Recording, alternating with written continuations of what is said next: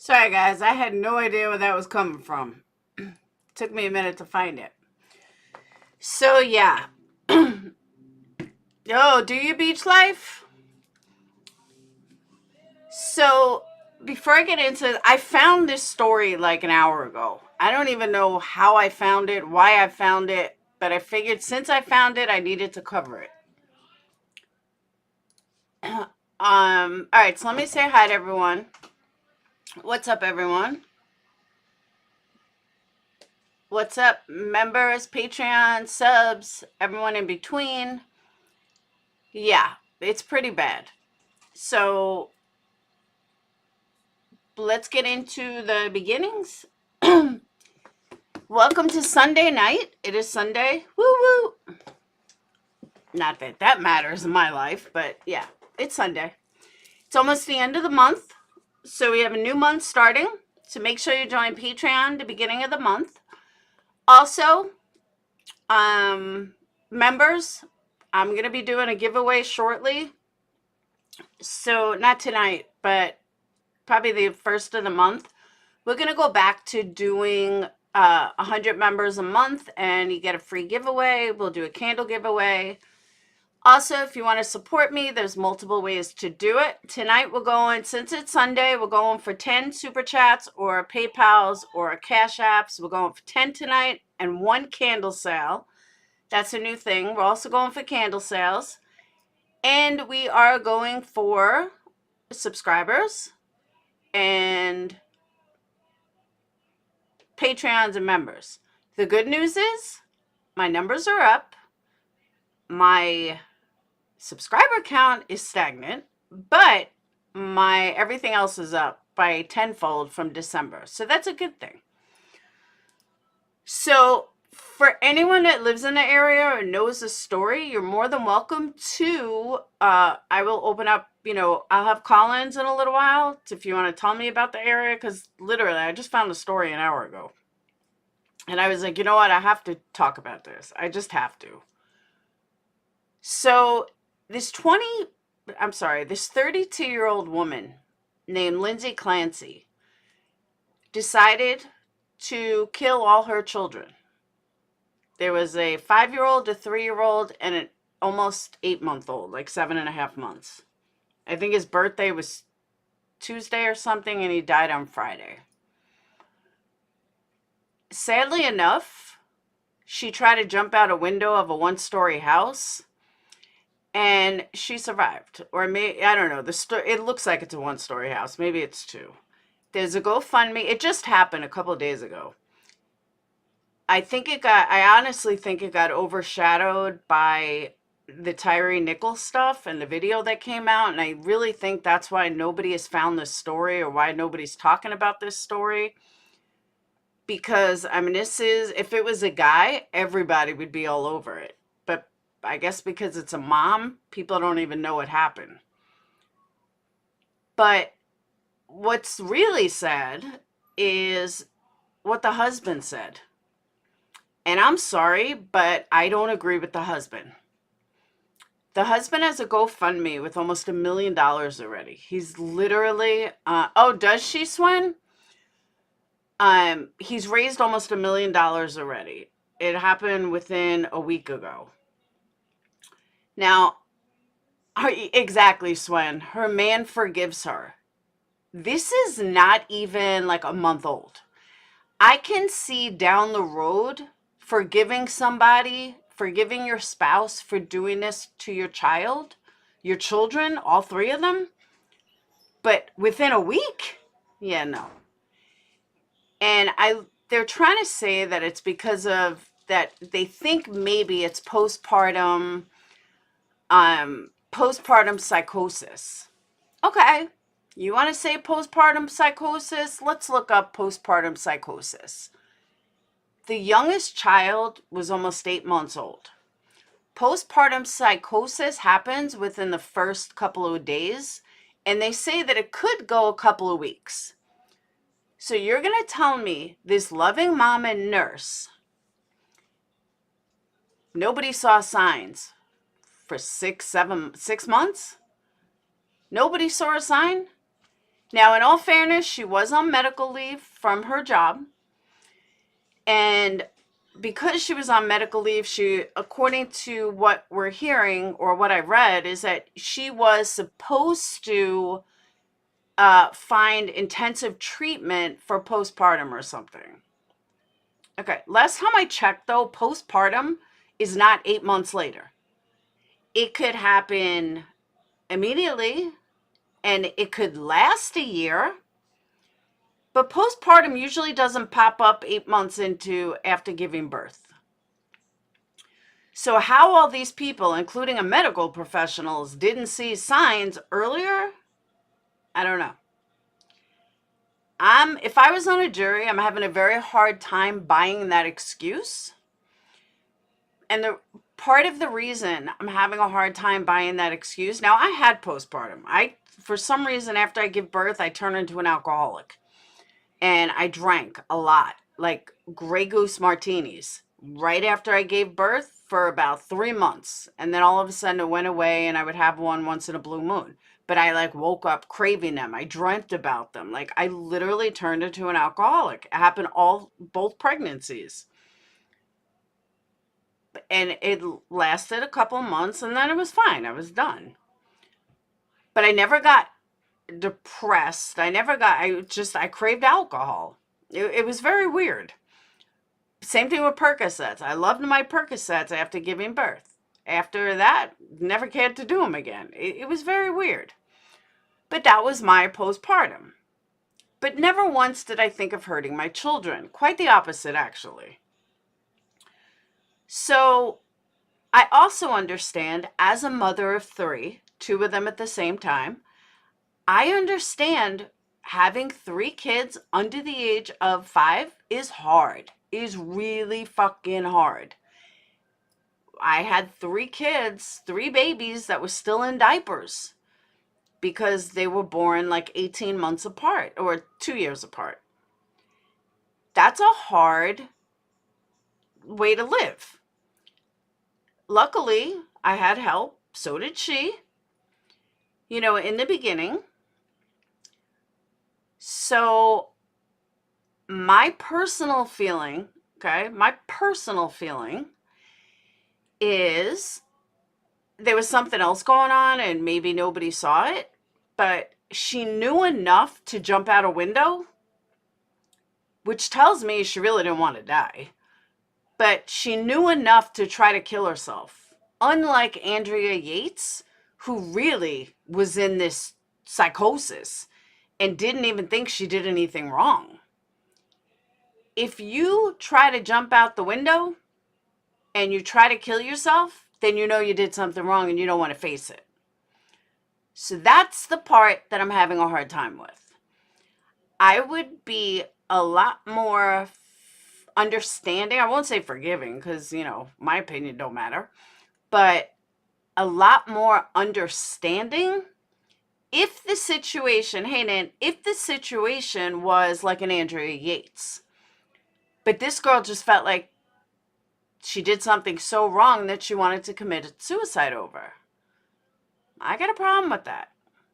So let's take a look at the GoFundMe. And I have an even bigger problem with the GoFundMe. So 3 days ago,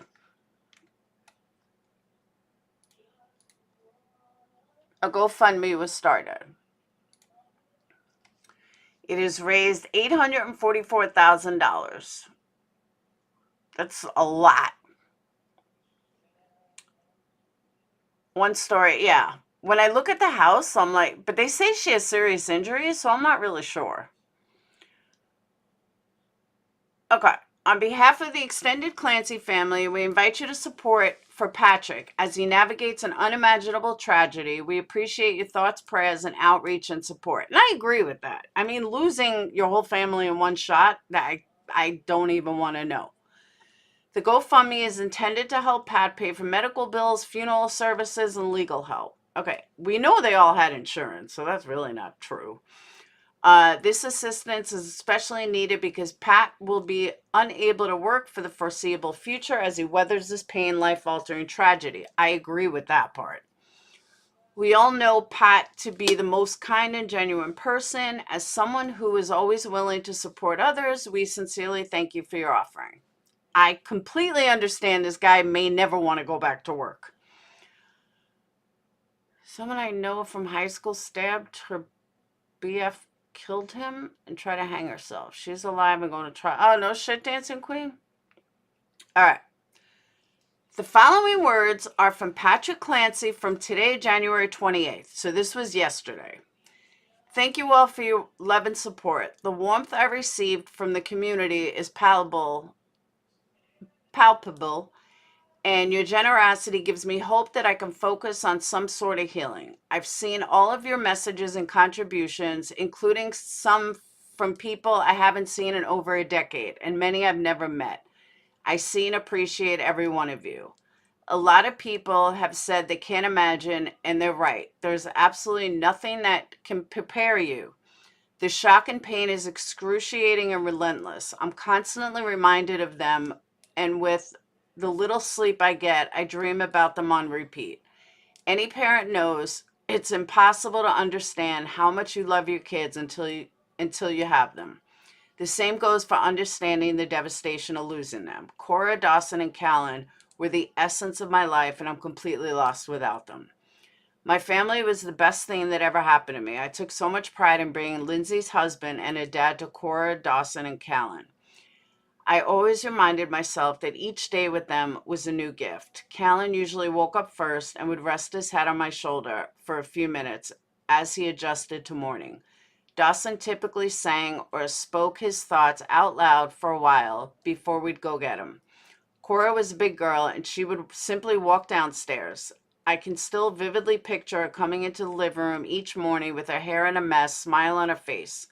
We always started our days together, reading books, cuddling up on the couch, and playing with magnet tiles. I loved taking them places, whether it was scooting at Chandler Elementary, vacation, skiing out on the boat, or to Duxbury Beach, one of our favorite places on earth. They gave me purpose, and I never took it for granted. There is now a massive void where that purpose once was. I cannot even imagine going from like my house and all my kids are gone. Forget the husband, forget the ex, he's dead already. But I could not imagine waking up and finding all my kids are gone. I just can't.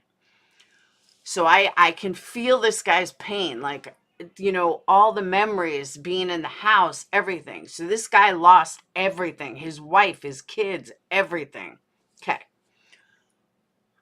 Now, I read up to that part, and I agree, it's heart-wrenching. And I read up to that part, which is why I don't understand the finale. I just don't.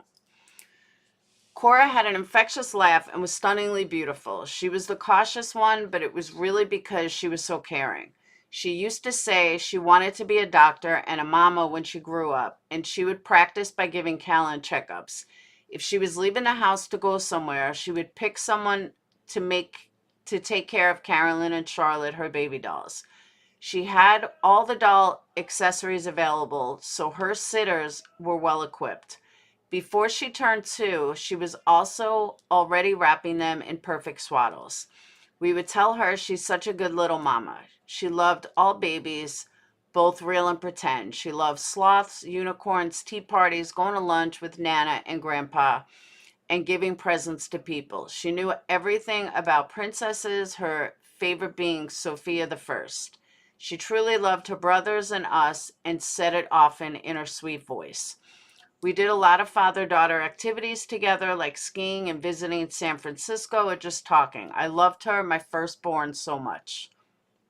Dawson had beautiful, bold brown eyes that beamed with friendship. He was naturally humorous and generous beyond the norm of a typical toddler, always willing to share his toys with others. For all the love he received, he always gave back more. His best qualities were his kindness. He loved trucks, tractors, dinosaurs, Paw Patrol, worker guys, and being outside. He was adventurous and mischievous and enjoyed causing trouble, which he typically found hilarious. He was also remarkably smart. We always said if he didn't save enough for retirement, it'll be okay. We'll just live in Dawson's guest house. He would hug me tighter and most adults, and every night he told me in consistent words at bedtime without fail, "Good night, Dada, I love you." We had a special bond from day one. He was my buddy, my first boy. A true gift. Sorry, I got tears. Calen was our easygoing child. I always said it was because he was the third child. He had to adapt and he did it easy. He was born with hardly any fuss and he was by far our best sleeper. He was just an incredibly happy and vibrant baby, consistently smiling. Our nickname for him was Happy Calen. He was sitting on his own and you could tell he was enjoying his independence as he would grab any object within reach. Sometimes he joined my Microsoft calls in the background, playing in his jumpy. I would keep on camera, too proud to leave it off. He started saying Dada whenever I walked in the room. The last moment we had together was our routine. I would come up from my office at the end of the day and swing him between my legs while he laughed and smiled. If I was ever having a bad day, Calen always knew how to heal me. Perhaps that's why he held on a little longer, to spare me whatever pain he could. As excruciating as it was, I was fortunate and grateful to feel his warmth until his very last moment. Faith is my only hope in believing he felt mine. Now, mind you, the baby just passed away Friday. Calen's the baby. He just died Friday. So the dad wrote this yesterday, so one day after he passed. Calen died with enormous courage despite being so little. Maybe it was his way of demonstrating what I need to do to press forward. I'll always try to draw inspiration from him. He'll always be my little hero. Okay. Yeah, I do. I cry over shit like this. I always have. I'm a mush. People think I'm so big bad. Now I'm a mush. I want to share some thoughts about Lindsay. Now, this is the part I got big problems with. She recently been portrayed largely by people who have never met her and never knew who the real Lindsay was. Our marriage was wonderful and diametrically grew stronger as her condition rapidly worsened. I took so much pride in being her husband as I did in being a father and felt persistently lucky to have her in my life. I still remember the very moment I first laid eyes on her and can recall how overcome I was with the kind of love at first sight that you only see in movies. It really didn't take long before I was certain I knew I was going to marry her. We said I love you to each other multiple times daily, as if it were a reflex. We habitually started every morning with a passionate hug, yielding a sigh of relief that we had received the perfect medicine. If too much time passed without a hug, she'd look at me and ask, "Did you forget?" We mutually understood the reality that people can have bad days, but we stuck to the rule, that when one of us got lost, the other was always there to bring them home always. She loved being a nurse. She was a nurse, by the way. She loved being a nurse, but nothing matched her intense love for our kids and dedication to being a mother. It was all she ever wanted. Her passion taught me how to be a better father. I want to ask all of you that you find it deep within yourselves to forgive Lindsay as I have. The real Lindsay was generous, loving, and caring towards everyone, me, our kids, family, friends, and her patients. The very fibers of her soul are loving. All I wish for her now is that she can somehow find some peace. I promise I'll put all my energy into healing and rediscovering my purpose. I owe that to all of you. Duxbury Fire and Police, our compassionate health workers, our local faith leaders, the Microsoft community, and especially Cora, Dawson, and Calen. I don't know how or when I'll be able to do it, but your love and generosity will help me get started. I know that love always wins. Cora, Dawson, and Calen, you gave me so much in your... This is where I get tears. You gave me so much in your short time. This is why I don't cover kid stories. I don't know if the pain will ever go away, but I'll do my best to carry on in your honor. Daddy loves you so much, and I will always remember you with love and endless gratitude. Okay. I'm sorry, but if this was a guy, we would never forgive him. Chris Watts. Has anyone forgiven him? Nope, sure haven't. Because it's a female, people are much more lenient. Because it's a female that did it, people want more leniency. Oh, hell no. Hell no. I have been at the grips of wanting to pull my hair out, lock myself in a closet, everything you could possibly think of to deal with 3 kids screaming in my ear at once, when they were really young. I never, ever once thought about killing them. Ever. I've seen people on drugs, like hardcore drugs, that never thought about killing their fucking kid. Let alone all 3 of them. We're not talking one kid, all right? And I've always said this with other stories. All right, you kill one, but you consciously have to think to kill the other 2. If you killed one and then you realized what you were doing, all right, I gotcha. I can have a little more empathy for somebody that you kill one and then you don't know what to do. But she killed all 3. All 3. And again, she strangled them. They believe she strangled them, which is up close and personal. You are in arm's length of putting your hands around their necks, looking them in the eyes, and fucking choking them. I'm sorry, this woman gets 0 sympathy. 0. Exactly, Bexina. And she had a good support system to lean on. This is total bullshit. Lock her the fuck up for life. Plain and simple. I know Massachusetts doesn't have the death penalty, but this whole, oh, I feel so sorry for you. You went through the psychosis. Well, guess what? Lots of people have postpartum and don't kill 3 kids. I got 0 sympathy for this woman. You tried jumping out a window? What window? You live on like a 1-story. And I'm glad that this guy forgives his wife. No.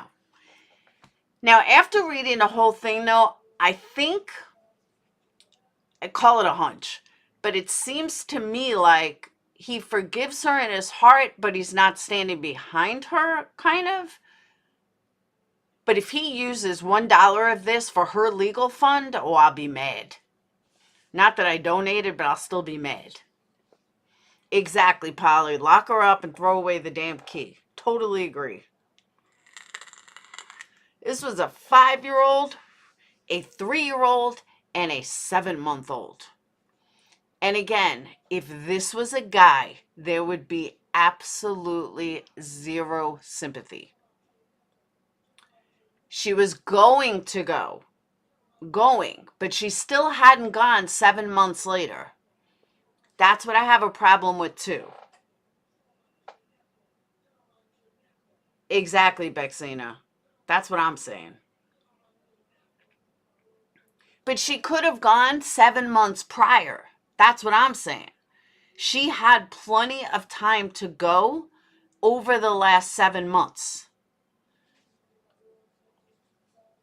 Yeah, but Fairy, I'm sure it is, but she had 7 months to get help. She was a nurse.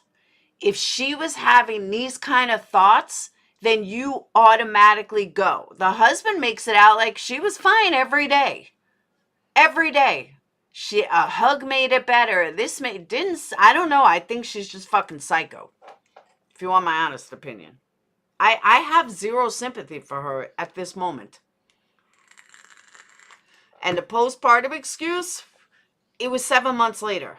Postpartum psychosis is in the very beginning. So I don't believe it. Someone tell me the difference between her and Chris Watts. Like, honestly, show me the difference. She was a nurse. She could have reached out and asked for help.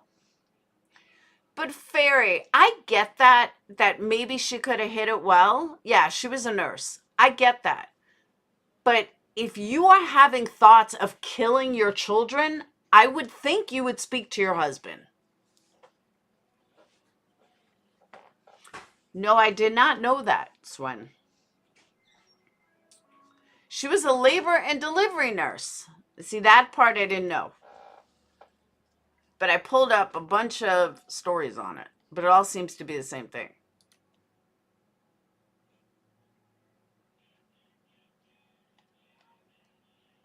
I want to know what window she jumped out of.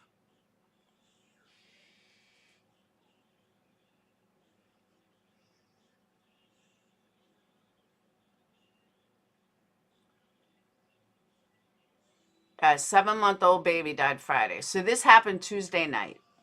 Hey, Johnny. Seems like it's something missing to the story. I don't know. Her parents are wonderful people. She's a wonderful person. That's all I keep finding. Hey, Lacey.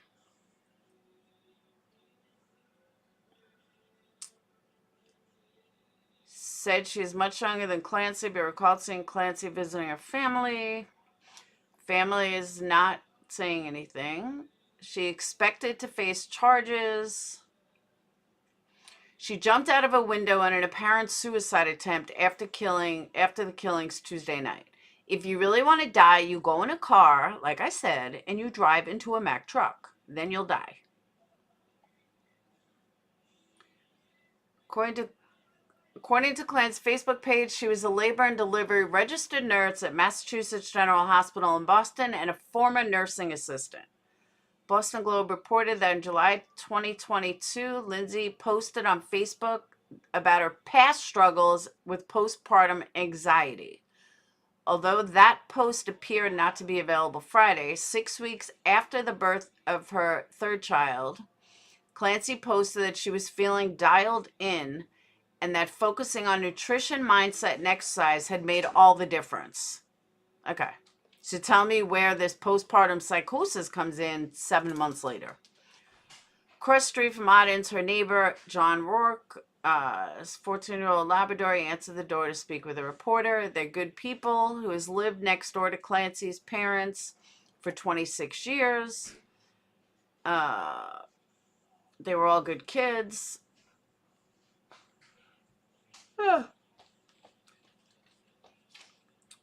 She carried out attempted murder-suicide. A husband was out to pick up a take-up order. She was on leave as a labor delivery nurse at Massachusetts General Hospital and she was attending a very intensive 5-day-a-week program for postpartum depression, trying to get help. So she wasn't it. Husband Patrick was working from home instead of going into work to be able to try to support her daily. Okay. So let's see this. All right? Let's break this down. The husband is working from home in order to keep an eye on her. She's going to intensive therapy 5 days a week. The husband goes to pick up a takeout order, picks up food. What has he gone, 15, 20 minutes? She kills all 3 kids. Well, 2 of them on spot. One of them died later. That doesn't sound planned to you? That doesn't sound like psychosis to me. That sounds planned. Clancy's employee issued a statement about the allegations. We are shocked and saddened to learn of this unthinkable tragedy. The doctor said in a statement, we extend our deepest sympathies to all those affected by these devastating events. My cousin hit a Mack truck head on day after burying a mom. Couldn't handle the pain, I guess. So, that's sad.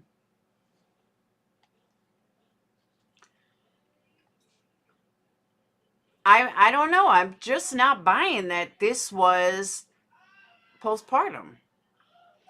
It was too carefully planned out, in my opinion. I just don't see this as postpartum. Call me mean and horrible. I just don't.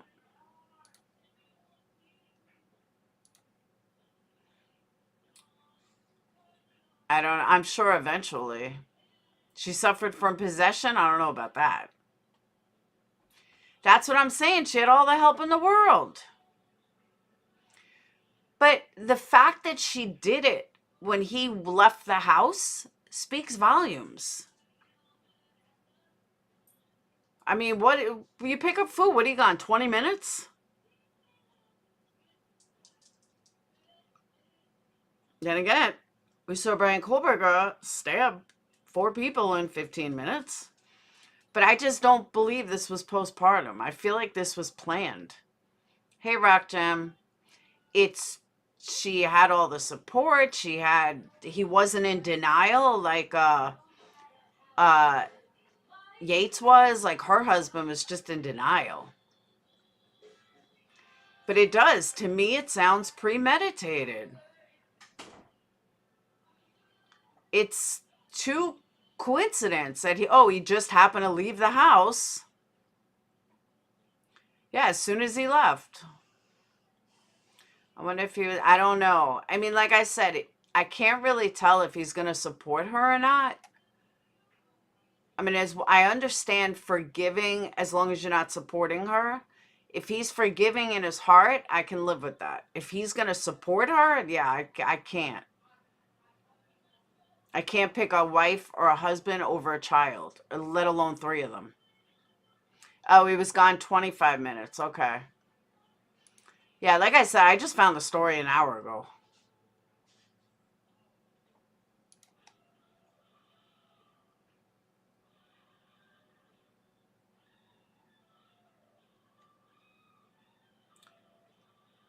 Father's wife is accused while suffering postpartum psychosis, has spoken out for the first time. Oh, he's not speaking.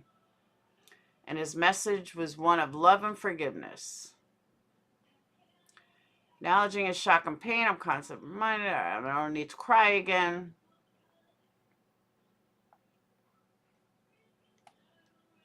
Yeah, they're just reiterating it.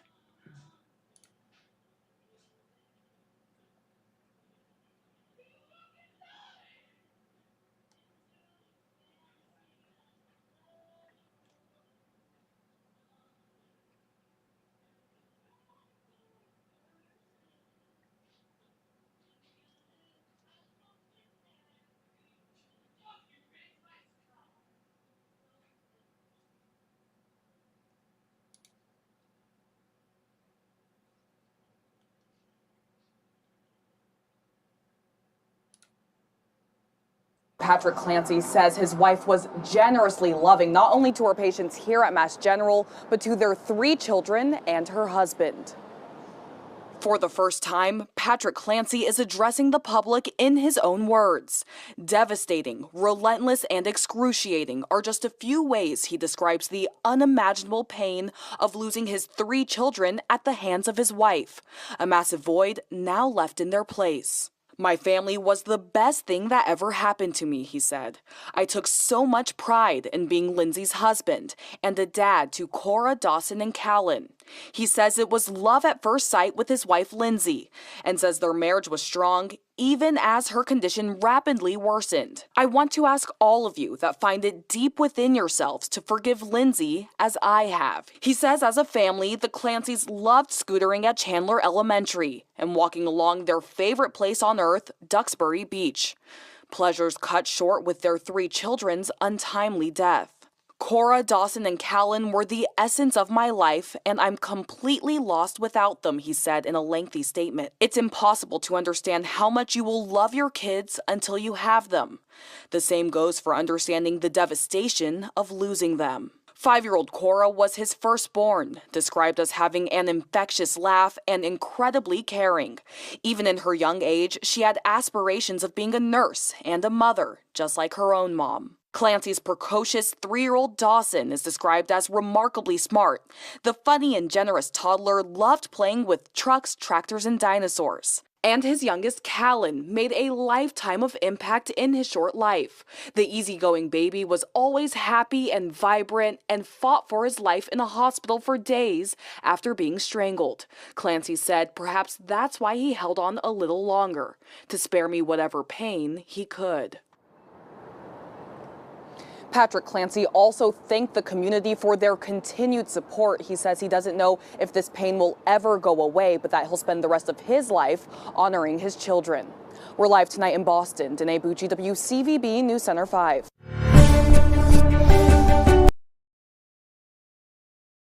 See, Lacey, I tend to agree with that. She did it because of other reasons, not known to anyone but the husband. You never know what goes on in someone else's house unless you live there.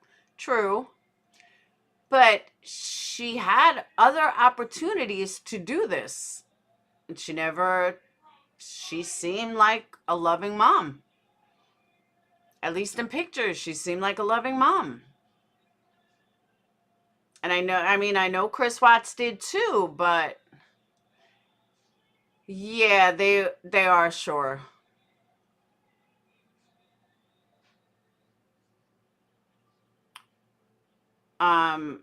I don't know if I think she admitted it. I think. Don't quote me on that though. But yeah, they have her doing it. It's just horrible.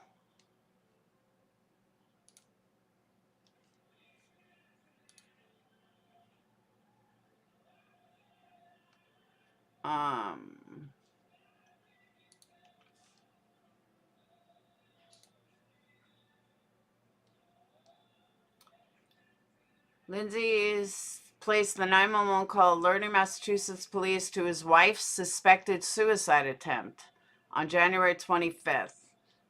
Lindsay Clancy is accused of killing her 2 young children and attempting to kill a 3rd child at her Duxbury home. So when this was printed, the GoFundMe was at $560. Cruz and Patrick Clancy called the police at 6:11 on January 24th to report a female resident had jumped from a window at the couple's Duxbury home. When first responders arrived, they located Lindsay Clancy and treated her injuries at the scene before transporting to a hospital.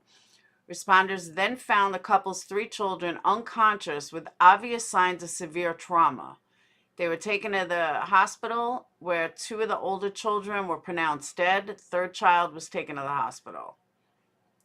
However, on January 27th, authorities confirmed the infant also died. Here's what you need to know. Duxbury Police Chief Mike Carbone, Duxbury Fire Chief Robert Reardon, and Duxbury Town Manager Renee Reed. A few of those gentlemen will make a couple statements after I speak. And what we're doing here today is give an update regarding the tragic incident which occurred last night. And as you are probably all aware, this matter continues to be active and ongoing. Therefore, we are somewhat limited as to what we can talk about, and especially as we continue to build a criminal case. At approximately 6:11 last night, the Duxbury Police received a 911 call for a report of a suspected attempted suicide of a female resident who had jumped from a window at the home at 47 Summer Street. Upon arrival, Duxbury Police and Fire located the woman, and she was treated on scene and transported to a local hospital for treatment, where she remains at this time. She's been identified as Lindsay Clancy, age 32. First responders subsequently located 3 children in the homes under the age of 5, unconscious with obvious signs of severe trauma. A 5-year-old girl and a 3-year-old boy were transported to Beth Israel Deaconess Hospital in Plymouth, where they were pronounced deceased. They've been identified as Cora Clancy and Dawson Clancy. A 7-month-old infant boy was med-flighted to Boston Children's Hospital, where he remains for treatment as we speak. Duxbury Police contacted the state police assigned to the DA's office, and the investigation commenced. The State Office of the Chief Medical Examiner took jurisdiction of the deaths, and they will ultimately determine the manner and means of the death of the children. Preliminarily, it appears the children were strangled. Since 6:11 last night, when the Duxbury Police received a 911 call at 47 Summer Street, to this very moment, investigators with Mass State Police, Duxbury Police, and other first responders in our office have been working this case around the clock. As a result of information gathered during the course of the investigation, we developed probable cause, and today are seeking and obtaining an arrest warrant out of Plymouth District Court, charging 32-year-old Lindsay Clancy, the mother of these children, with their homicides. Lindsay Clancy, as I stated, is being treated at a Boston hospital. As soon as able, we will be arraigning her on the 2 charges of murders and the deaths of her children. As stated earlier, this is an active and ongoing investigation by the Mass State Police and the Duxbury Police. I want to further commend the professionalism and the work of the Duxbury first responders and the Mass State Police. I'm sure many of them will not forget what they saw last evening, and I think we should all be grateful to the men and women that put a uniform on, that are willing to do this difficult and challenging job. When something like this happens, there are obviously usually more questions than there are answers. As we proceed forward, we will give answers as we can. But we have, as I stated before, need to continue to do our job to put a criminal case together. So therefore, nobody's here to speculate. Nobody's here to talk about any motive of individuals. We're well aware of the fact that anybody charged with a criminal crime is presumed innocent until proven guilty beyond a reasonable doubt in all of our cases. This is an ongoing investigation, and certainly our heart's condolences go out to the Clancy family. I cannot begin to fathom the expressive, the pain, the depth of pain that must be going on. With that, I'll turn this over to Chief Calen of the Duxbury Police. Chief Michael Carbone, Duxbury Police Department. As we continue to investigate this painful incident, I'd like to thank the Massachusetts State Police, the District Attorney's Office, and the Duxbury Fire Department for their help, and the many other surrounding agencies for their support and their offering of resources. The Duxbury Police Detectives, along with the State Police Detectives, have been working non-stop and will continue in the days, weeks, months, or whatever it takes to get answers and to hopefully come to justification of or reasoning of what's going on here. Again, I just want to extend my gratitude to the many agencies. Thank you. Chief? Chief Rob Reardon, Duxbury Fire Department. On behalf of the entire fire department, our thoughts and prayers are with the victims of this tragic event, their family members, and all the members of our regional public safety community who responded. Tragedies like these are always difficult to comprehend and process. We may be left struggling with many emotions. Please know that all public safety personnel have been offered and will continue to be offered needed support. To all those who responded, we care about you. If you or a colleague are in need of support, please reach out. I also want to thank the citizens of Duxbury and surrounding communities for the extraordinary care and compassion they have shown during this very Dawson, I conclude that. Super chat. Who is that? You didn't have to do that. You a big dog supporter and you prove that.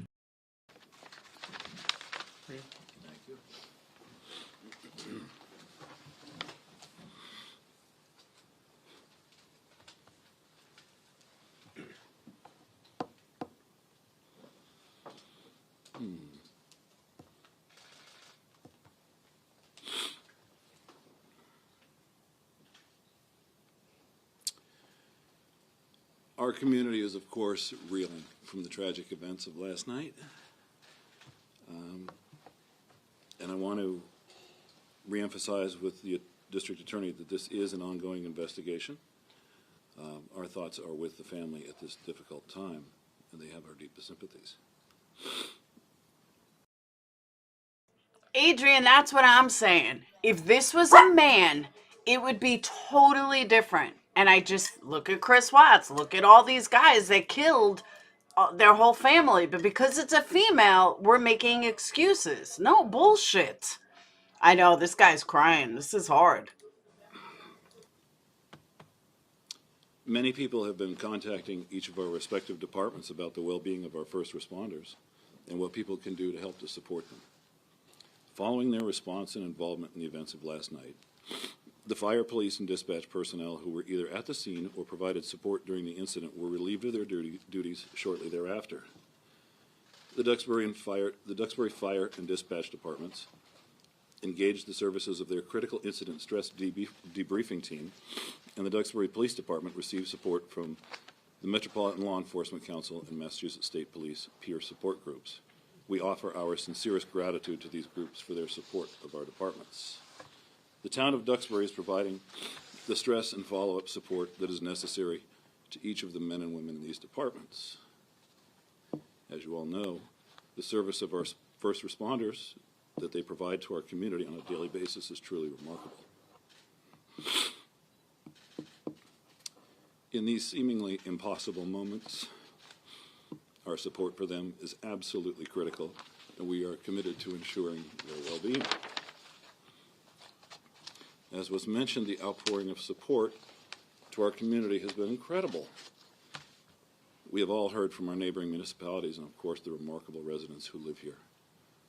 Many have asked what they can do to help, ranging from donations to meals to money to each of the departments. At this point, while we cannot accept monetary donations, we would ask those who may wish to contribute food or meals to please contact either the police department at 781-934-5656 or the Duxbury Fire Department at 781-934-5693. Please know that the town of Duxbury is tremendously grateful for the support, and we all share in the deep appreciation of our first responders. We have a lengthy road ahead of us, and we are thankful that we are not alone in that journey. Thank you. District Attorney, can you tell us if postpartum psychosis is being looked at in this case? I'm not in a position to comment on any mental health issues. However, I would say that everything is being looked at. Where's the husband at this point? Is he also hospitalized? And you're confirming he is the one who made the 911 call? He is the one that made the call, and he is not hospitalized. DA, can you just talk about, so this is a double murder, attempted suicide, or what are we talking about here? I'm not going to really be in a position that I can classify it at this point what it is. Obviously, it's a horrific situation for the two young children, and we're still putting it together. And when we come up to the end of that road, we'll Just so you know, I don't even think it was a 2-story house. I think it was a 1-story house. But I could be wrong. But from what I've seen, it looks like a 1-story house.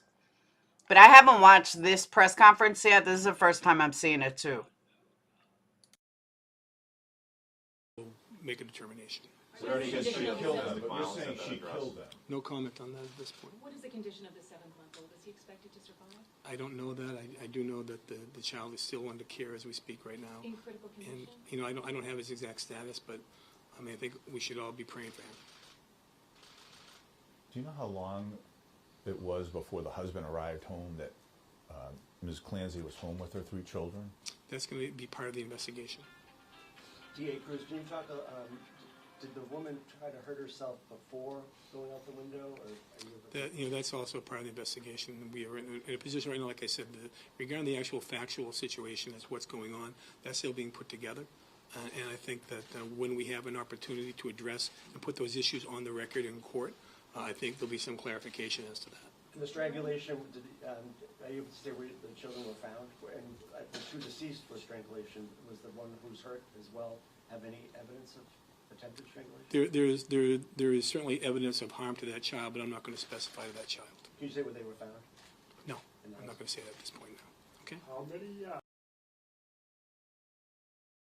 Mary, where's the proof of that? If you show me proof of that, I'll be quiet, but I have not seen proof of that at all. So show me proof of where you get that information from, and then I'll believe it. Because right now it's just your word, and I don't even know who you are. So I would like to see proof that the mom has no memory and that she doesn't even know what happened. So please show me where you got that proof. First responders were placed on leave, and how long do you expect them to be out for? I actually don't know that question. I know some of the police officers, or do you know, Chief? As far as the police department goes, anybody who's on shift, I'm not going to release a number, but any officer that was working on shift at that time. Just in Duxbury, or some of the surrounding communities as well? I can't speak for the surrounding communities, but in Duxbury, yes. And Chief, I know you issued a statement about helping them, but can you sort of speak to they need to come together, they understand, they can be the only ones who can understand what they went through last night, and I mean, can you talk about that camaraderie and how they sort of need each other now to get through this and process this? Well, you just actually said it the best, and they're working on that with specialized groups to build that camaraderie and work together. So yes, we're still working on that. That's a long process as well. Chief, are you familiar with this family? Were there any prior calls made to the home? I can't speculate on that. That's all part of the investigation right now. And like I said, when there is more information as pertains to that, we'll be able to deal with that, hopefully on the record in court. But for right now, I think the information we've released is pretty much in toto.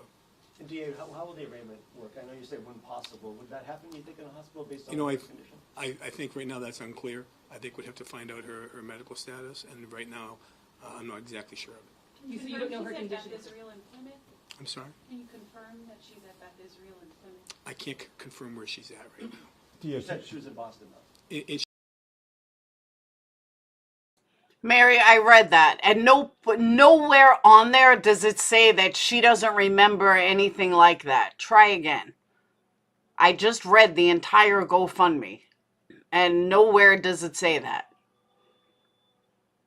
She's not. Yeah, she's in a hospital in Boston. Yeah. And you don't know her condition at this point? How seriously she's injured? Well, I think the conditions is a moving target, and I heard something this morning, but I would wait to find out what's going on later with her. Chief, DA, can we just ask you, just for you personally, you've been at this for a while, I assume this is hitting home for you too? I mean, the chief's been a police officer for 34 years, and I've been the district attorney for 22 years. No, Mary, I'm not nasty. I'm not that kind of creator that someone stranger could walk in here, throw out a bunch of nothing, a bunch of lies, and I'm going to be like, oh, wow, really? No, you got the wrong chat for that. But I can think of a few chats that you can go to. This is not one of them. You're going to come in here spewing something, I want to see fucking facts. Back it up with facts. If you can't back it up with facts, move on. Like I said, I'm not that creator. So I think that, you in this line of work, as all these men and women that do it, it's you see terrible things. And I think that, we have a responsibility to go forward to make sure we remember what this is about. This is about making sure the right thing happens in these cases, and to look beyond that. I know that the Massachusetts State Police are also, the troopers that showed up last night also are receiving, the appropriate help, because it's a challenging event. I think being a police officer, being a first responder, has never been more challenged. And I think we should all be thanking them for their efforts, and we should continue to pray for the family in this terrible event, and we will go forward and do our job. And that's what we're going to continue to do, no matter what it is. And if people, we'll do the best that we can with what we've got and go forward. Could I ask the town manager just about the community impact here? I know when you stepped up to the podium, it seemed like you were very emotional. Some of the guys that were here also. So let's see if I can get through this question with some dignity. The outpouring of support has been tremendous. If you go to a place like Facebook and there's a page. Johnny, as a matter of fact, I did look it up. And it's a real thing with hallucinations, delusions, all that. However, it usually happens right after you give birth, not 8 months later. Can it happen when you stop breastfeeding? Yeah, it can, but it's extremely rare. Could she have been that 1%? Absolutely. But how did nobody see that it was that bad? And if she was that bad, why'd she jump out a window? And why'd she wait till the husband leave? Why not do it right when the husband was there if it was that bad? Hey, Aussie, just something about it just isn't,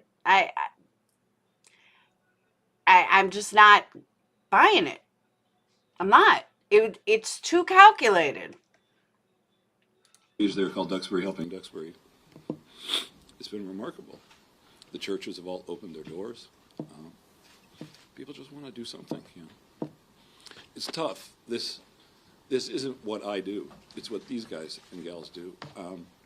So to be up here is tough. I apologize. But maybe I'm the outward expression of what they're feeling. I work with them every day. I know a little bit of what they go through. But when they tell me it's the worst they've ever seen, it's going to have an impact. So. Were those children, was the 5-year-old in preschool at all, in school at all? We don't have any comment on that result, the investigation with the kids right now. I think we've. All right, so there's a view of the house. She really didn't think she would die jumping off this story, did she? Incorrect lawyer can happen. Well, not according to the site. Stephanie, too bad she wasn't a subscriber. And again, let me make this clear for everybody so we're perfectly clear. I am really not an asshole. Do not come in here running your mouth with a bunch of bullshit. I'm not that creator that's going to say, oh, really? Wow, tell me what else you're lying about. Come in here with facts. Come in here with actual, hey, I read this here. I'm all for it. But don't come in here spewing a bunch of nonsense that you can't back up. Then when I ask you about it, you lie, thinking I'm some fucking moron that couldn't look it up. That I got no time for. So if you want to go to that creator that will let you spew whatever nonsense you want, you go right ahead. This is not the place. So we can say at this point. Okay. Thank you all very much. Thank you. Okay, an update there from officials in Duxbury. What we know at this hour is that a mother, a 32-year-old woman, Lindsay Clancy, is now charged with murdering her 2 young children, a 5-year-old girl, a 3-year-old boy. They're both dead. The good news here, if there's any good news in this, the 7-month-old baby is still alive, Jodian. Yeah, and this is just such an incredibly difficult story to hear. And we did learn that the mother is still in the hospital and that she will now be charged at the hospital most likely. And we'll wait to get more of an update on her condition with 2 counts of murder. And the DA there went on to say that she did attempt suicide and then that they found the children in the home. And then he went on to say there's usually more questions than there are answers. They're working to get any details that they can, but that's what they can tell us right now. And it's just such a tragic story for this family and for this community. Absolutely. And the first responders having to deal with it, a lot of people in that area dealing with it, the entire region dealing with the news here. We're going to have a full report coming up today, first at 4, but right now we're going to send you back to regular programming. We now join regular. Yeah, I'll agree with that too, East Coast Beauty. And I'm okay with it. I really am. I'm perfectly okay with it. If I was a guy, people would have no problem. But because I'm a girl, people think I'm just a bitch. No, don't come in here and spew a bunch of nonsense. And we'll be fine. Yes, as of Friday, the youngest passed. Winston! Ugh. As of Friday, the young one passed. Which is horrible. I don't know how he died or if he was also strangled, if there was something to it. Oh, I can't help the news report. That's as loud as it would go. A lot of these are really low for some reason. I don't know why.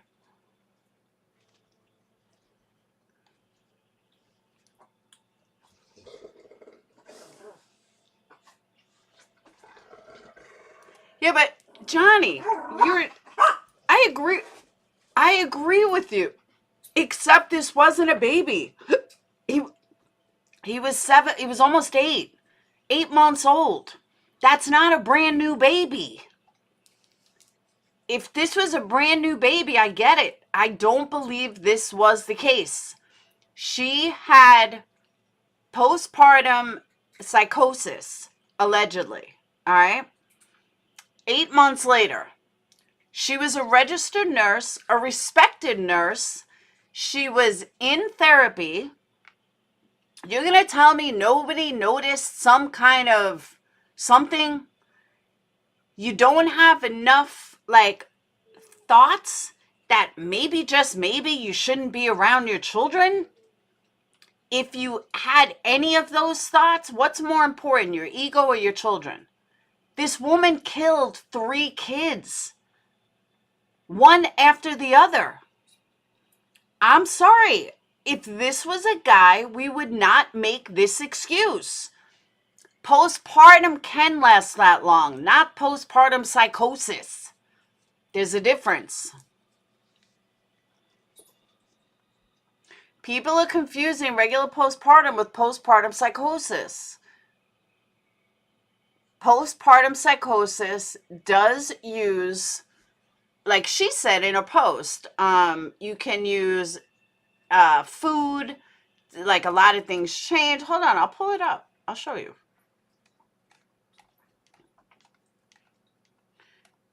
No, that's almost 1 million right now, Coffee. Literally almost 1 million. Leave Buka alone. He doesn't want to play with you. My God.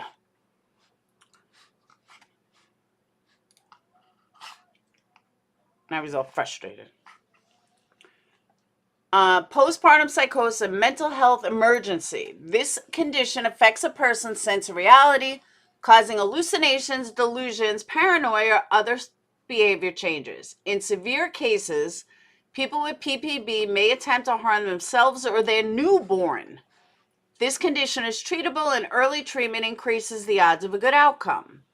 Postpartum psychosis is reversible but severe. Mental health condition that affects people after they give birth. The condition is rare, but it's also dangerous. Okay, you're going to tell me that nobody, as a nurse, nobody saw the signs? Weren't we... That's what I said, Coffee, but I think it's just for him. But I thought the same thing. If he donates $1 to her fund, that's a problem. But it's too early to tell. The story's only a week old. And the baby just died. So people with postpartum psychosis have a much higher risk of harming themselves, dying by suicide, or harming their children. Because of this, PPP is a mental health emergency. If you have the symptoms of PPP or are near someone who shows signs of it, it's important to seek immediate help. If you believe someone is a danger to themselves or others, you would immediately dial 911. Okay. Tatum, I'm not, can you quote that? I'm not seeing that in everything I looked in. So if I'm wrong, I mean, I don't have a problem admitting when I'm wrong, but Doctors have found that PP psychosis can start a year after child. Okay, so this wasn't that. Cousin experienced something very similar to this woman with very dark thoughts, but she got help fast. Okay.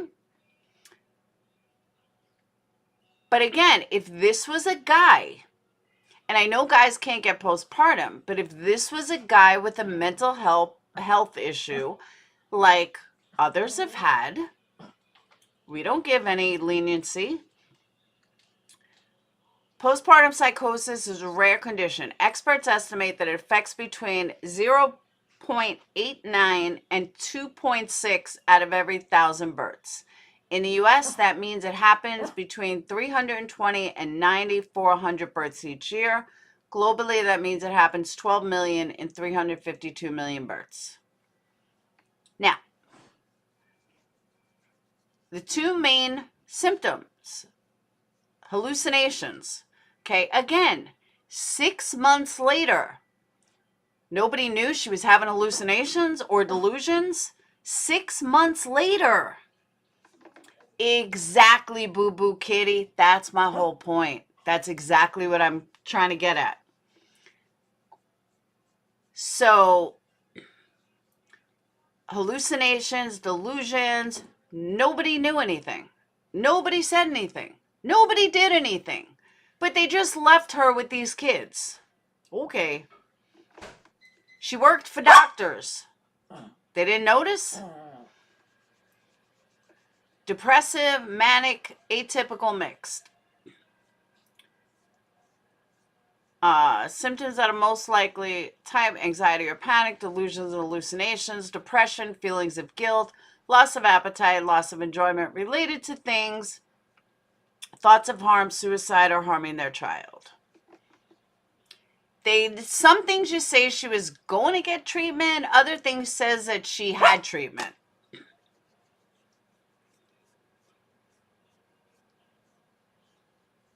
Yeah, her husband was working from home, but he may not have thought anything was that wrong. Yeah, she was still out on leave.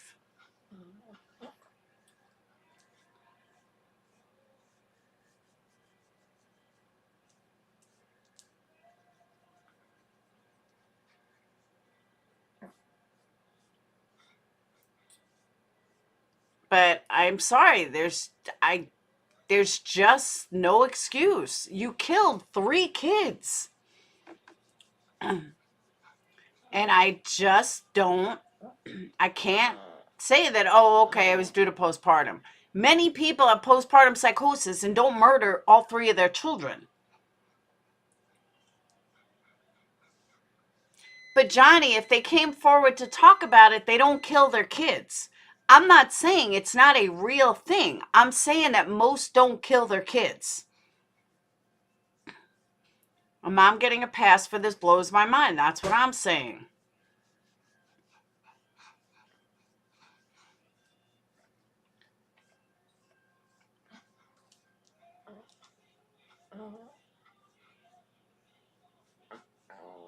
Mary, we'd have no idea if she got this before, if she had this before. There's nothing I'm seeing said anything about having it before.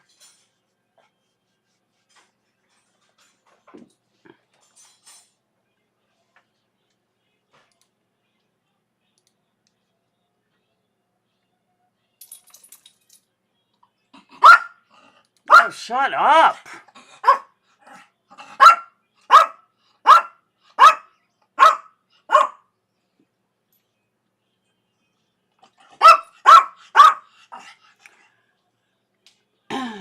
Yeah, but Andrew was even a little rougher.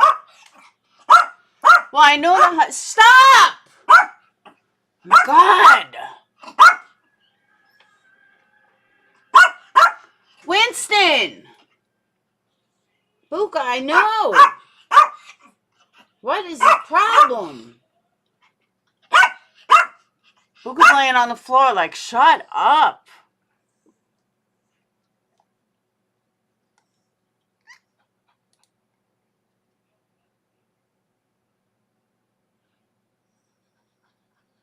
The DA said she'll be charged with murder, strangulation, and assault with a deadly weapon. All right, so I don't think she's going to get away with it.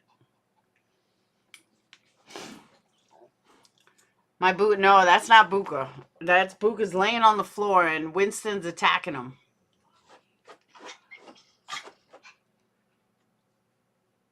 Nah, now they're kissing. Oh my God. All Winston wants to do is play, and all Buka wants to do is lay there. I wonder what the deadly weapon is. Stop! Sage, come take him! An assault and battery with a deadly weapon. What's a deadly weapon?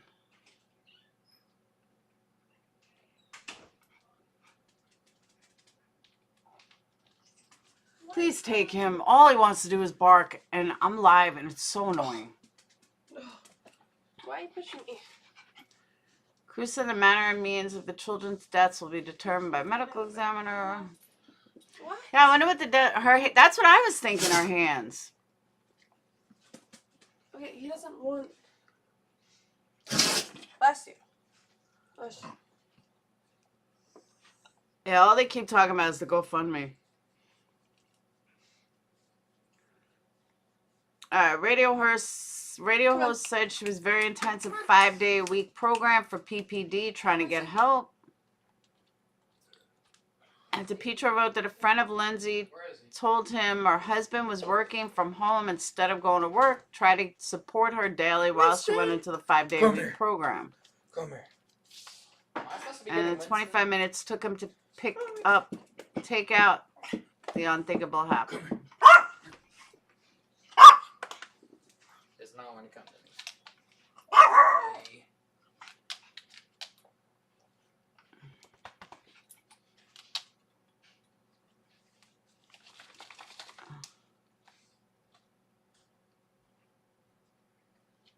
Lindsay was my nurse when I delivered my third baby. It was her first night shift back to work after having her first baby. She was so sweet and happy talking about her new baby girl. She was an excellent nurse, smart and attentive. She advocated for me and my baby. She kept us safe and well cared for. I'm heartbroken that she and her family couldn't be afforded the same support and safety in their time of need. Lindsay and Patrick, you're not alone. Yeah, she was getting help.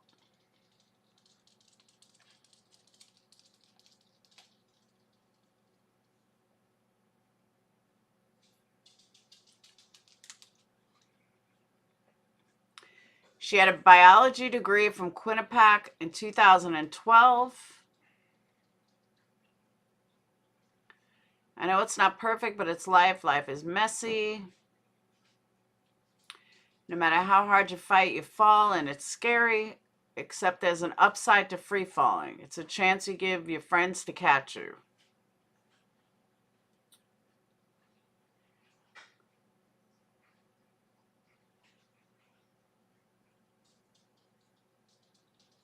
Okay, so here's a big version of the house. I'm sorry, nobody's going to jump out that window and think you're going to die from jumping out that window. You may break an ankle, but you're not dying from jumping out a 2-story window.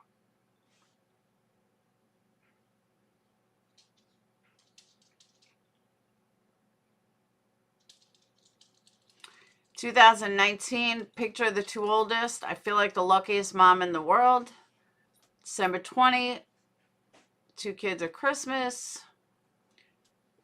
July 22 shows her kissing the infant cheek. In September, she posted a picture of herself holding a baby in a swimming pool.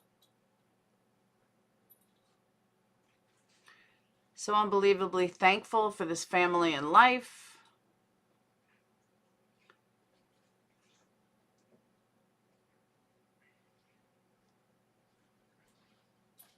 Good night, Mom.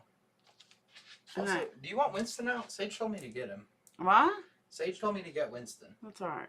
As long as it's not barking. Nothing seemed wrong a week before the killings. No, there were no drugs involved. The newborn passed away. The 7-month-old passed away on Friday. But I think it got overshadowed with all the Tyree Nichols stuff. Yeah, but Janice, you don't. I looked at that house. Nobody thinks they're gonna die jumping out those windows. Like I said, you may have you may like break a leg, but yeah, I can't see you thinking you're gonna die. Hey, Tinker.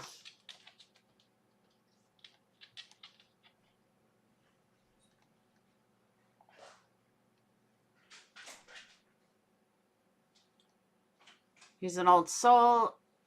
Clancy wrote a picture of oldest son. Like, I can't even say Andrea Yates did this stuff because I don't even think the internet was around then like it is now.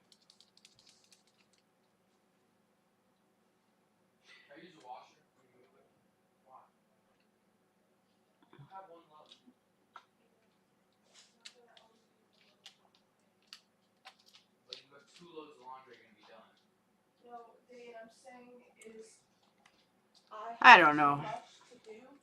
Yeah, you could break your neck, you could be paralyzed, but I just don't, I don't know. You could stub your toe, or you could be perfectly fine, depending on how you land.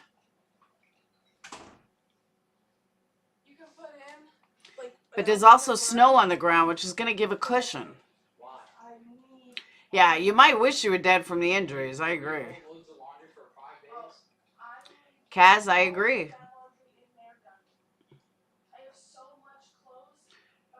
But like, how many people with postpartum, especially postpartum psychosis, are so loving to their kids?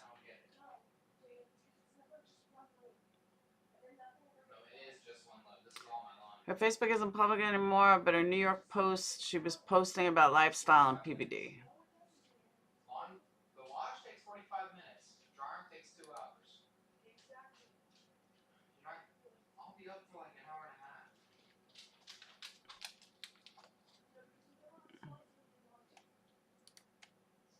I don't know. It looks pretty public to me.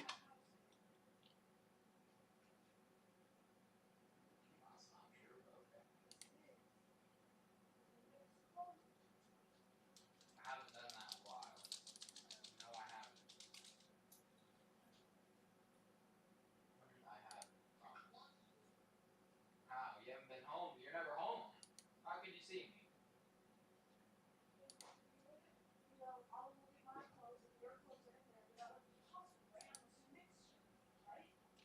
Oh, look at that little one, a little chubby monkey.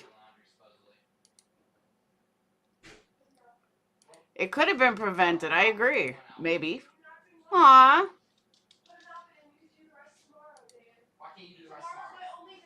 They were so cute. I can't. I wish I could. Trust me. I've been trying to work for months. Go ask mom. Put an outfit in for tomorrow. I can't. You're in the way. I'm not in your way, Dave. Put an outfit in right here. She had chubby babies. How is this going to work? Take an outfit out, Dave.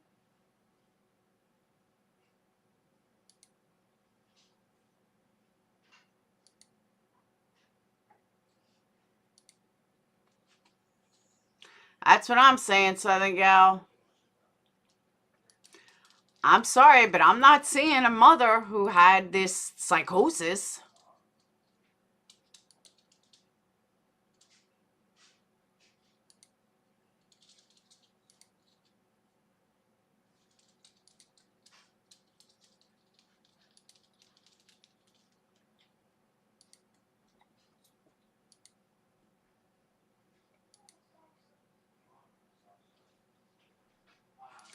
I mean, like, her smile and her happiness looks real. You know what I mean? Like, she looks sincere.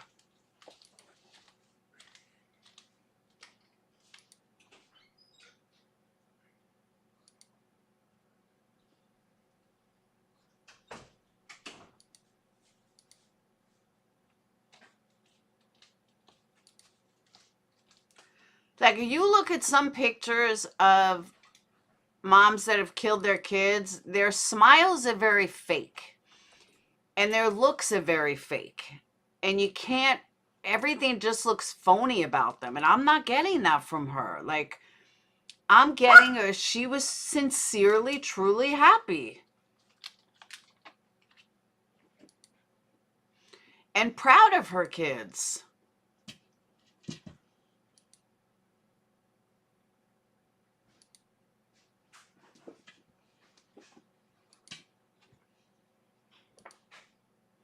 I don't know, Amanda.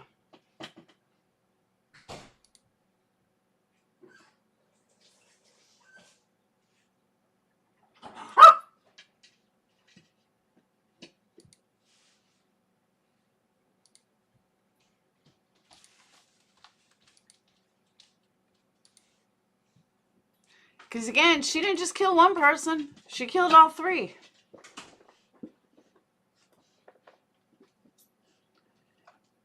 So this was all like, all right. So this was all before her,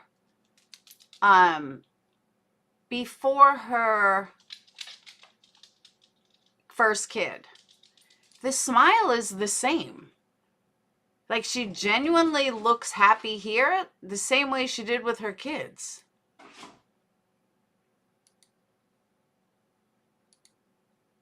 Yeah, but that's what I'm saying, Sass. If you look at her pictures before kids, it's the same smile.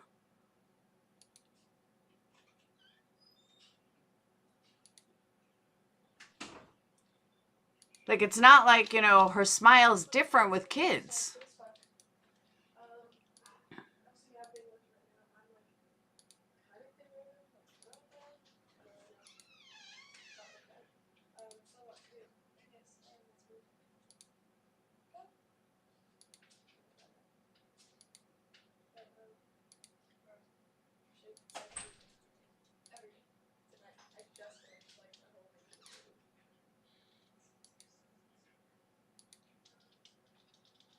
You know what I mean?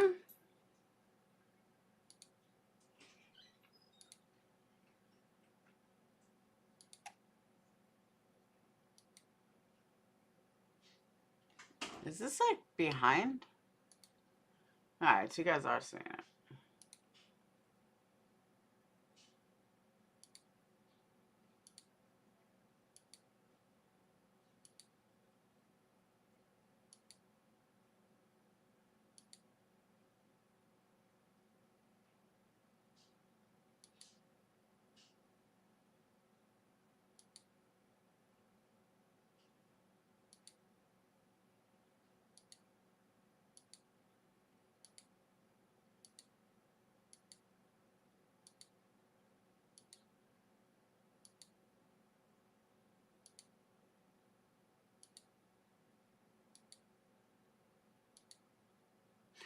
I mean, it wasn't that her kids weren't chubby and cute.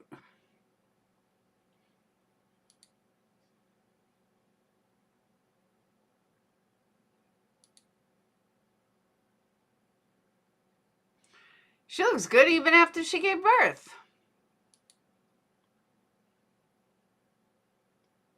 See, that's, I mean, that to me looks like a legit happiness.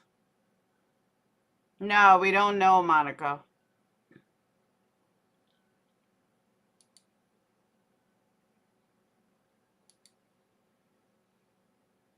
But there again, looks like a sincere smile.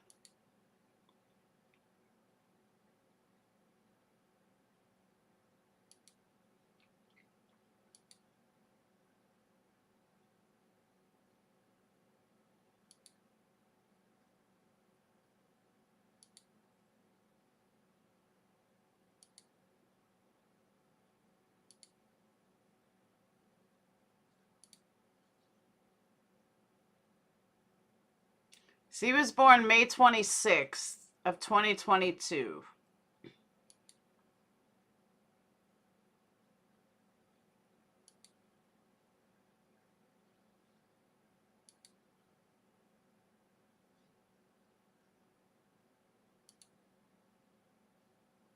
It's my favorite picture right there. That's it. That's where it ends. That was November 2nd, 2022.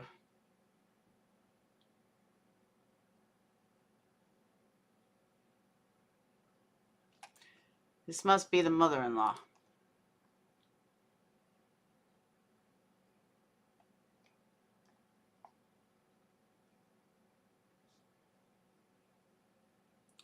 It's crazy. They were adorable. Absolutely adorable. Watch Brandon Kid Hero disarmed shooter get recognized? I cried.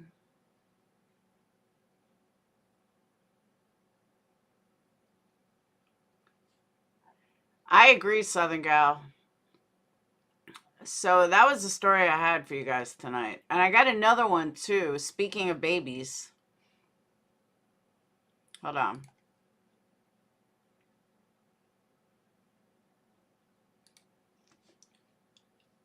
Here's another pretty wild story that just happened yesterday.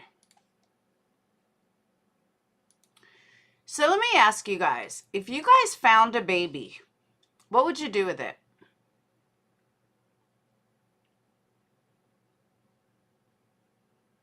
If you found a newborn baby, umbilical cord still attached, what would you do?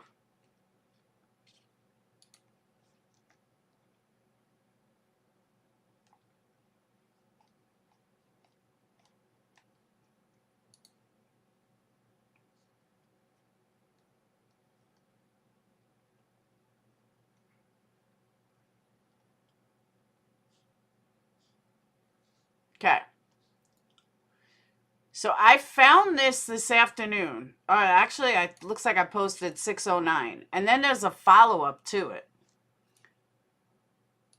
From our favorite Polk County guy. But here's the story that I originally found, and then I'll play my favorite man for a follow-up. And I don't mean JB.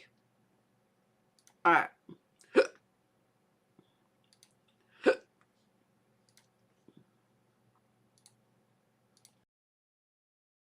County deputies tonight are searching for the mother who abandoned a newborn baby in Mulberry. Deputies found that girl wrapped in a blanket near the Regal Loop Mobile Home Park after someone reported hearing her crying just before 2 Saturday morning. That infant was taken to a hospital and is doing well at this hour. But tonight, the Polk County Sheriff's Office is taking this chance to remind mothers about Florida's safe haven law, which allows parents to leave their unharmed newborn child at a hospital or a fire station without fear of prosecution.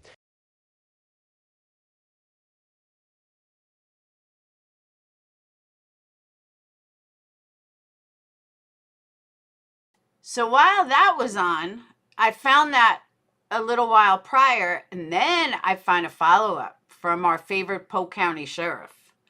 Check out the whole story. Hold on.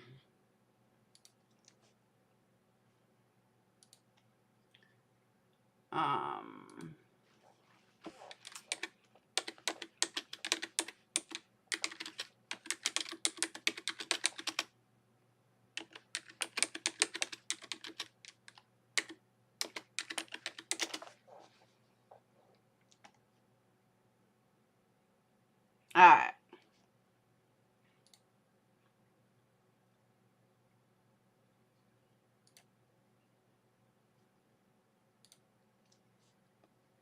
So here's the rest of the story.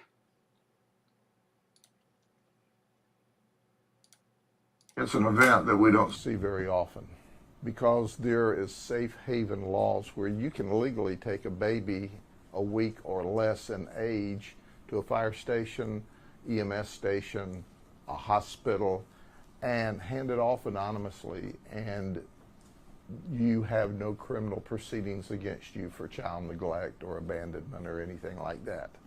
That's not what happened.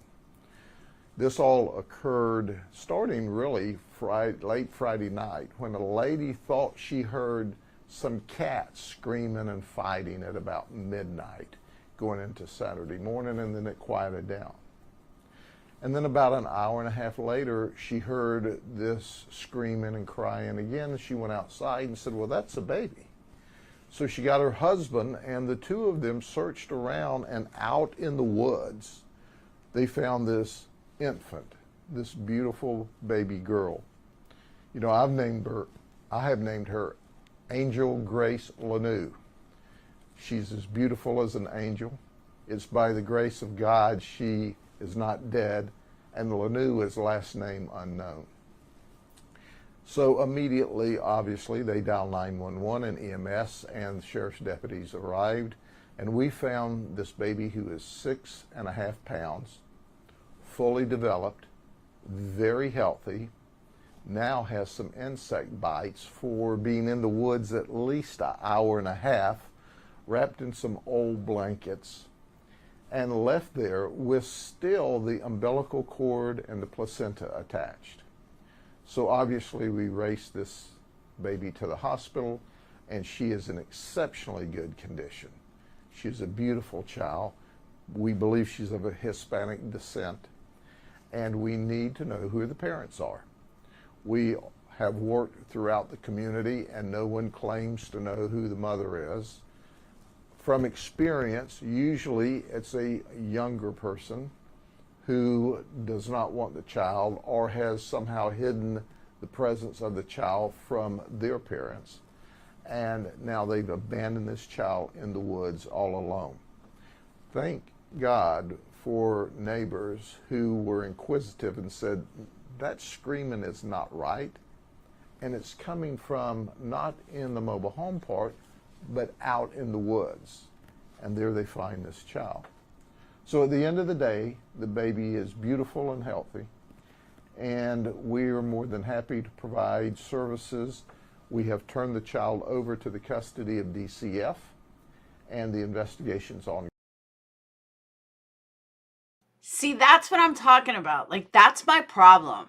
I really think that if I found a baby like that, I would bring it to the hospital and say my daughter's friend or something. We just need help. I don't know, something.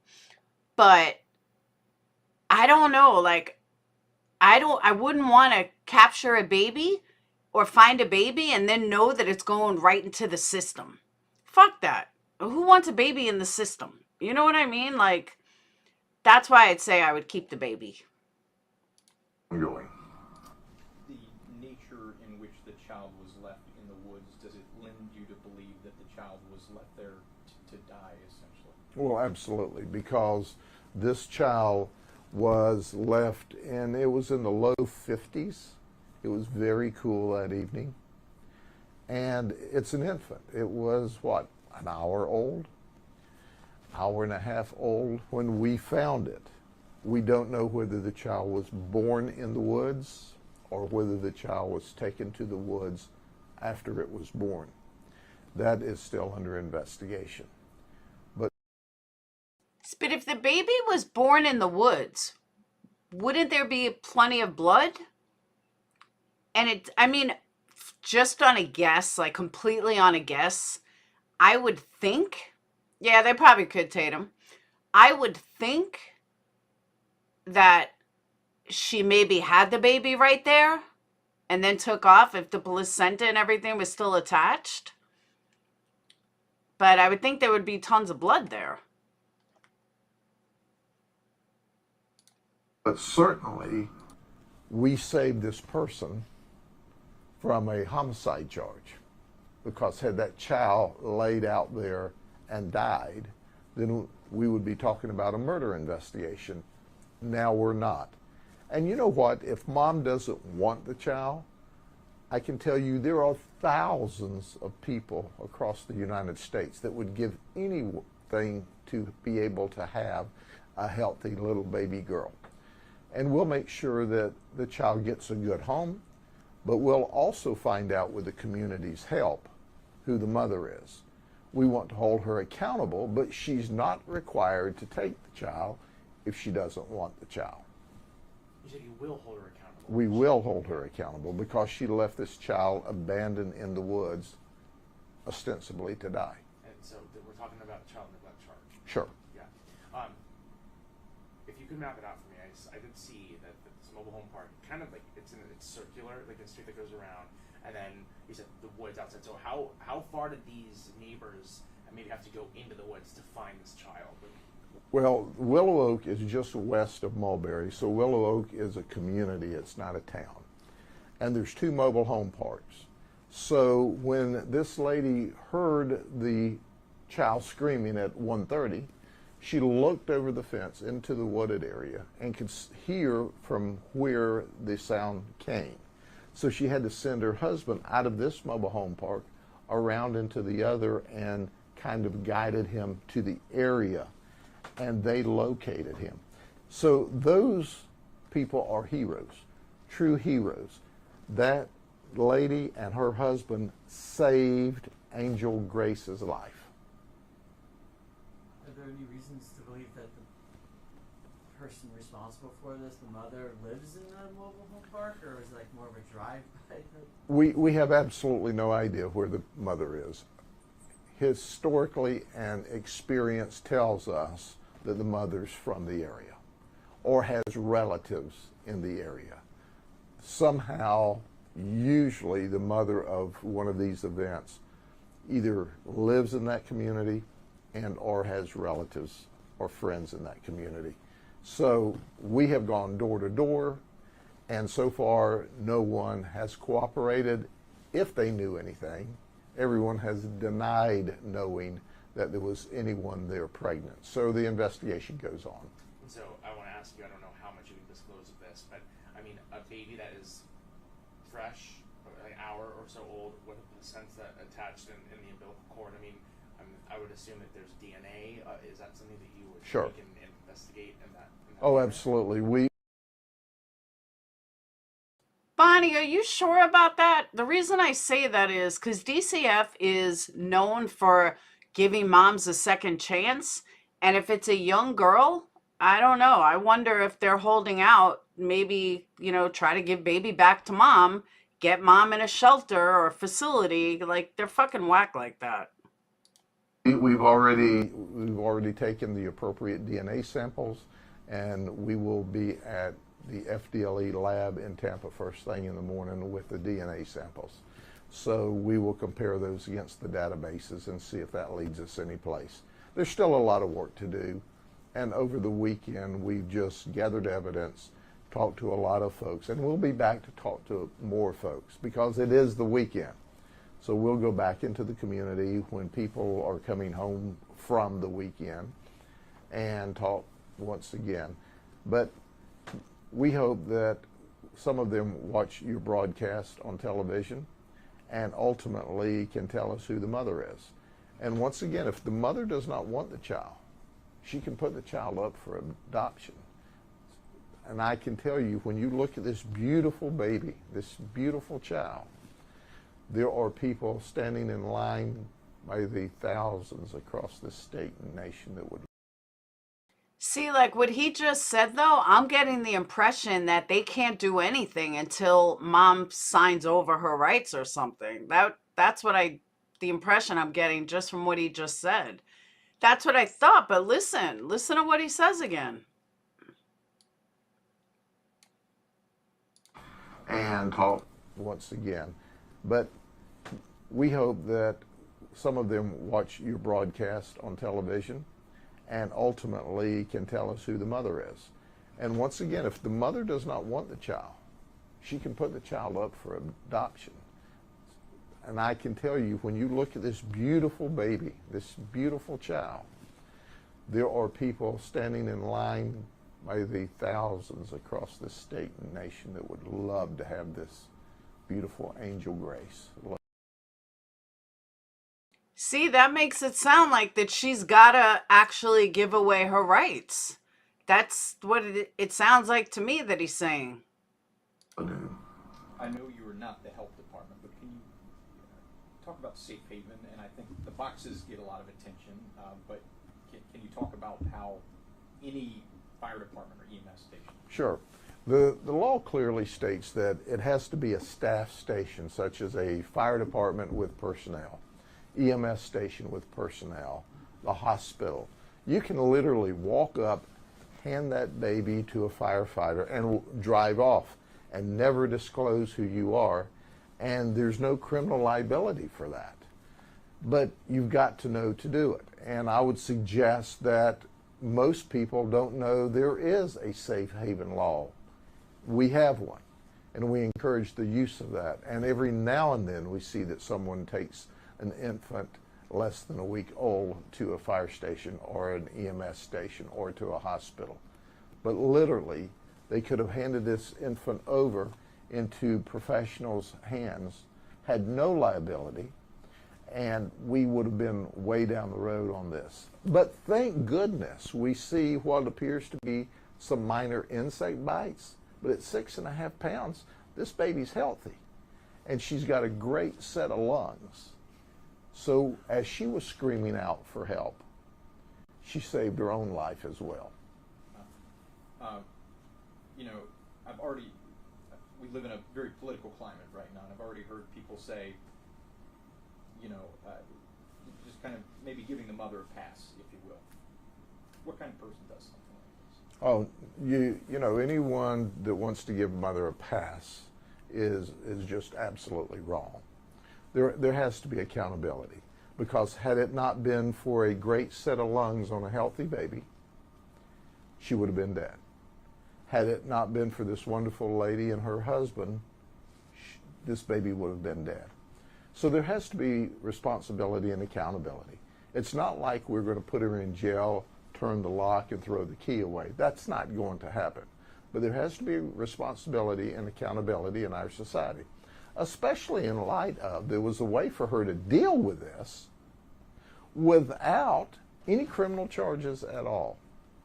But right now, we know the baby's healthy. In the hospital, DCF is doing their thing, and we'll make sure the baby has a wonderful home someplace. In your law enforcement career, can you remember another case like this where a baby was left in the woods? No, I can't. I can tell you I remember children abandoned. Usually they're taken to someone or handed to a neighbor or someone's call, but I can't tell you that I recall ever a baby being wrapped up and placed in the woods, out in the woods where someone had to go find it, had to search it out. But you know what? When you think about it, the reason that baby's here is because it was born healthy. And it had a great set of lungs. And there were great people. So all the pieces came together for that child to end up alive, healthy, and well. And I look forward to the time that that child is in college, and who knows, maybe that's a little girl that finds the cure to all of these different horrible diseases in some lab in the future. What got me was that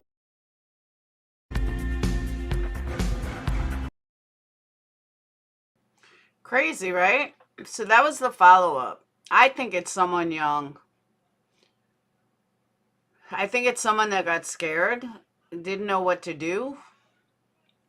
But then again, if I gave birth, I wouldn't know what to do. You know, if I gave birth in the middle of nowhere, I wouldn't know how to cut it or how to cut an umbilical cord or anything.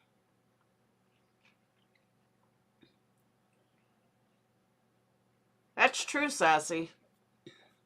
It's just sad, though, that you leave a baby right in the woods.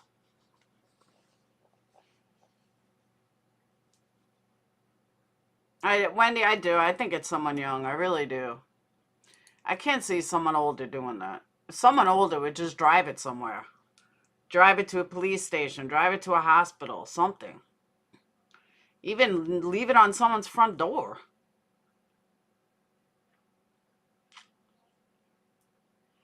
Could always leave it on someone's front door stoop.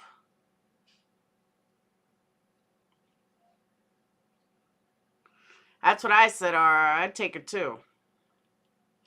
Even make sure all the placenta's out too. If not, the mother could die. Yeah, I wouldn't know anything about all that. You're talking to someone who had 3 kids, don't even know what a labor pain feels like.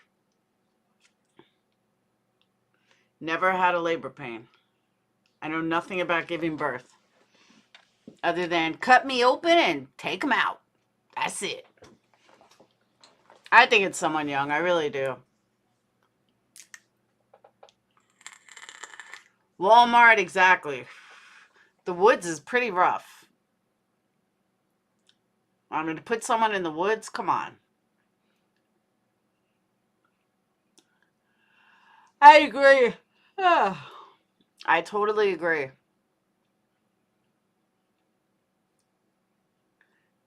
Yeah, I have no idea what it feels like. People laugh at me. I'm like, nope, never had a labor pain. The twins were 4 weeks early. Dayton was scheduled C-section.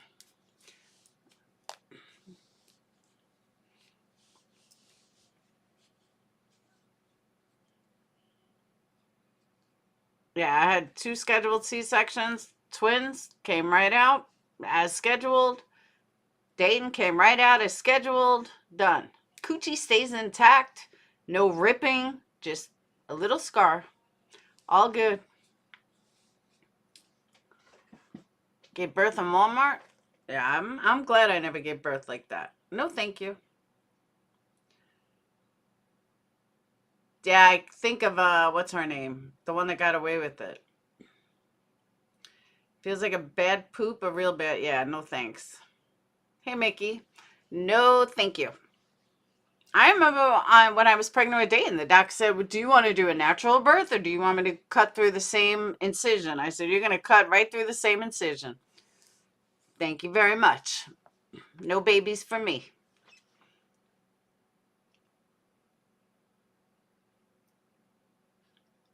Labors were quick ones, 14 minutes. My second one was 12 minutes. Nope, never had one.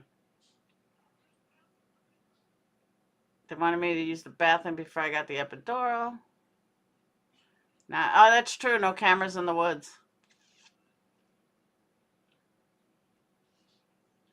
But I mean, I don't know. The other reason why I say the girl had to be young, the mother had to be young, because as an older person, you would be afraid that something's going to go wrong. You know what I mean?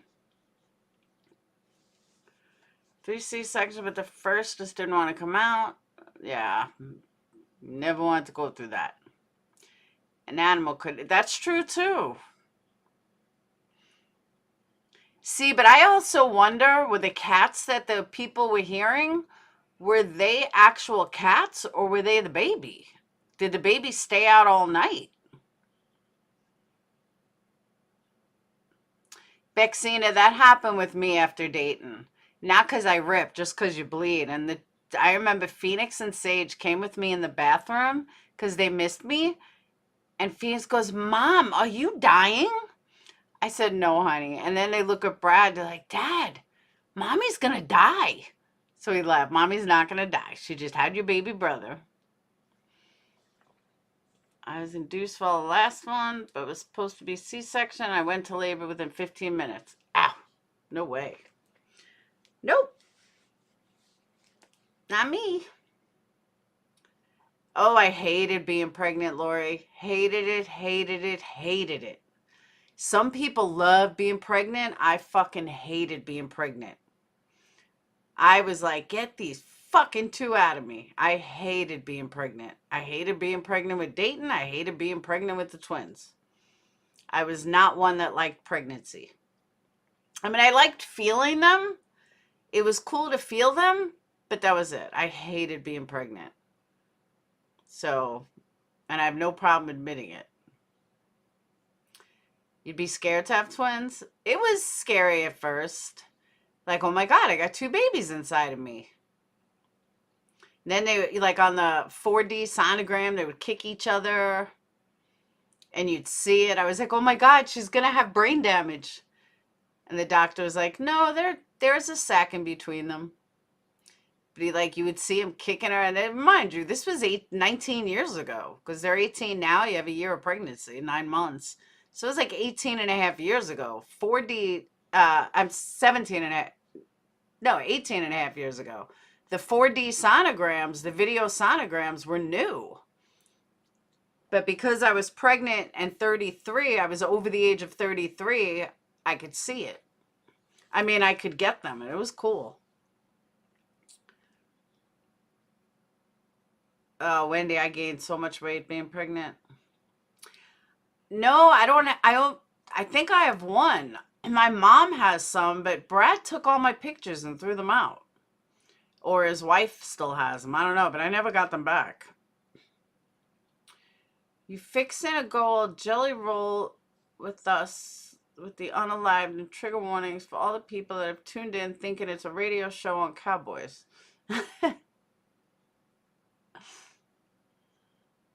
A lot of my pictures Brad took. He took almost all my pictures when the kids were young and when I was pregnant.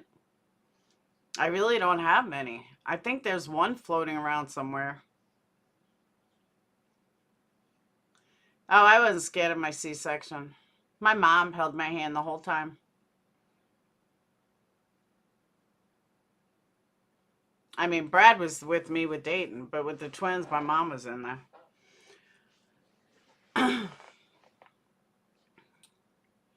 I was all fat. Ron might have pictures of when I was pregnant. I don't know. C-sections were easy. Bing, bam, boom, done.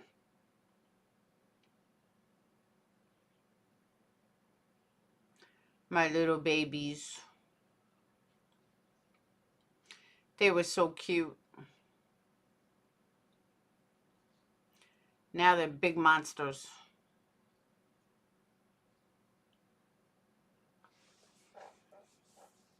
All right. I gotta get back to candle making.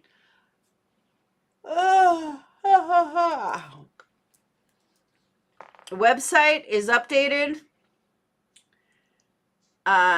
Mahogany teak wood is on there now. I have a whole bunch of scents on there.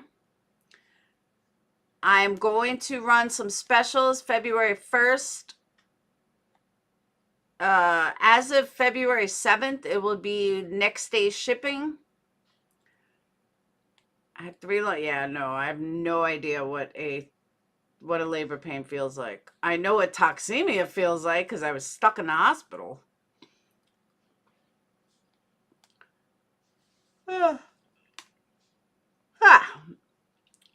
So yeah, check out the website, energycandles.com. Like I said, I'm going to be running specials as of February 1st. Also, February 7th will be next day shipping. And that's it. Aight. But I will see you guys mañana. And that's it. It's your birthday. Happy birthday. So, and we got new wicks, new candles, new vessels. We got a whole bunch of good shit. So, all right. I will see you guys later. Peace. And don't forget, hit that subscribe button. And that's it. Hey, it says new member. You're not a new member. But don't forget, also, I'm going to be doing a members only stream. Probably February 1st as well, because that's who's getting the giveaway. So